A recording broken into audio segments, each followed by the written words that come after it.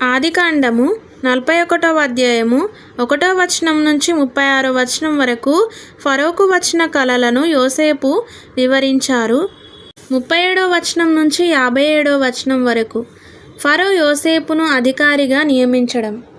ఆ మాట ఫరో దృష్టికిని అతని సమస్త సేవకుల దృష్టికిని యుక్తమై ఉండెను గనుక అతడు తన సేవకులను చూచి, ఇతని వలె దేవుని ఆత్మగల మనుష్యుణ్ణి కనుగొనగలమా అని అనెను. మరియు ఫరో, దేవుడు ఇదంతయు నీకు తెలియపరచెను గనుక నీవలే వివేక జ్ఞానములు గల వారెవరునూ లేరు. నీవు నా ఇంటికి అధికారివై ఉండవలెను. నా ప్రజలందరూ నీకు విధేయులై ఉందురు.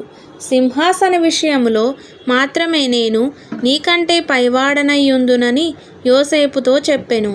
మరియు ఫరో, చూడుము, ఐగుప్తు దేశమంతటి మీద నిన్ను నియమించి ఉన్నానని యోసేపుతో చెప్పెను.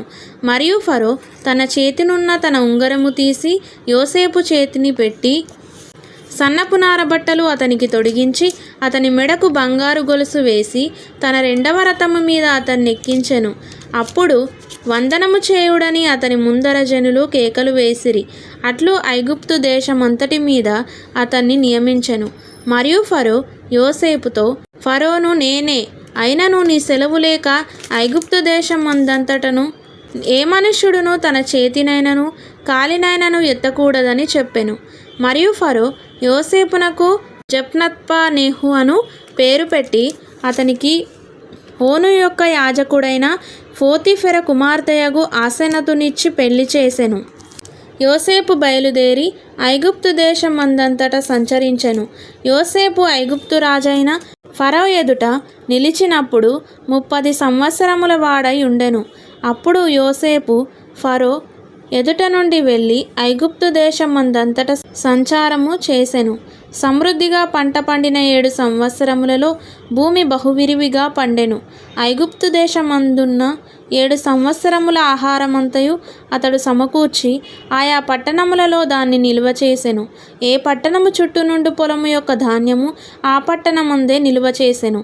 యోసేపు సముద్రపు ఇసుక వలె అతి విస్తారముగా ధాన్యము పోగు చేసెను. కొలుచుట అసాధ్యమాయెను గనుక కొలుచుట మానివేసెను. కరువు సంవత్సరములు రాకమునుపు యోసేపుకి 2 కుమారులు పుట్టిరి. ఓను యొక్క యాజకుడైన పోతీఫెర కుమార్తెయగు ఆసెనతు అతనికి వారిని కనెను.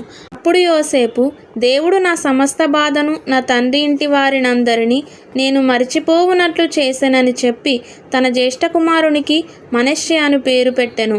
తరువాత అతడు, నాకు బాధ కలిగిన దేశమందు దేవుడు నన్ను సమృద్ధి పొందించెనని చెప్పి 2వ వానికి ఎఫ్రాయిము అను పేరు పెట్టెను.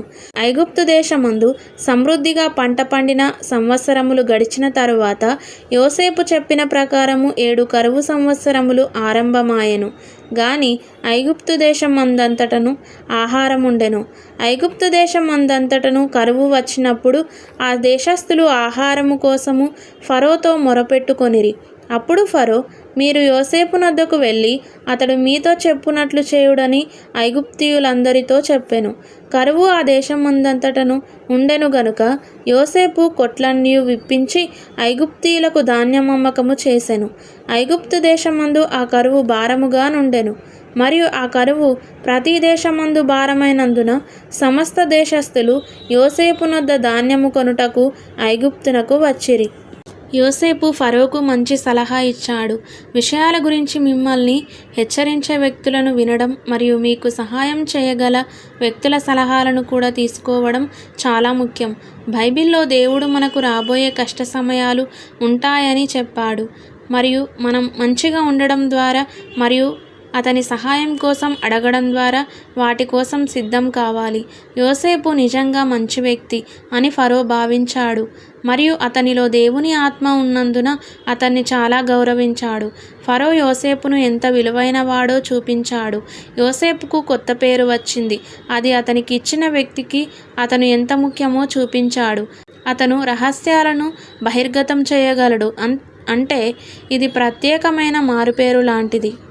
దీంతో ప్రజలకు దేవుడిపై నమ్మకం పెరిగింది. యోసేపుకు మనష్షే మరియు ఎఫ్రాయిం అనే 2 కుమారులు ఉన్నారు మరియు కష్ట సమయాల్లో దేవుడు తనకు సహాయం చేసి విజయం సాధించాడని అతను నమ్మాడు. అతను చాలా ఆహారంతో మంచి సమయాన్ని గడిపాడు, కానీ అది శాశ్వతంగా ఉండదని అతనికి తెలుసు. కాబట్టి కష్ట సమయాల్లో కొంత ఆహారాన్ని ఆదా చేయడానికి అతను చాలా కష్టపడ్డాడు. తరువాత చాలా చోట్ల ఆహార కొరత ఏర్పడింది, కానీ యోసేపు తెలివైనవాడు మరియు ఇతరులకు సహాయం చేయడానికి తగినంత పొదుపు చేశాడు. యోసేపు ముఖ్యమైన విషయాలపై పనిచేస్తున్నప్పుడు అతని తండ్రి యాకోబు అతను వెళ్ళిపోయాడని చెప్పాడు. నిజం తెలుసుకుంటే ఇన్ని కష్టాలు వచ్చేవి కావు. చెడు విషయాలు జరిగినప్పుడు మనం యేసు గురించి ఆలోచించాలి. మనం సంతోషంగా ఉండాలంటే మనం చెల్లించాల్సిన అవసరం లేకుండా దేవుడు యేసు మనకు ఇవ్వగలడు. కానీ మనం యేసు మాట వినకపోతే మనం ఆకలితో మరియు ఇబ్బందుల్లో ఉంటాము. కనుక దేవుని మాటల చొప్పున మనం నడుచుకునే వారమై ఉండాలని ఈ వాక్యం మనకు తెలియజేస్తుంది.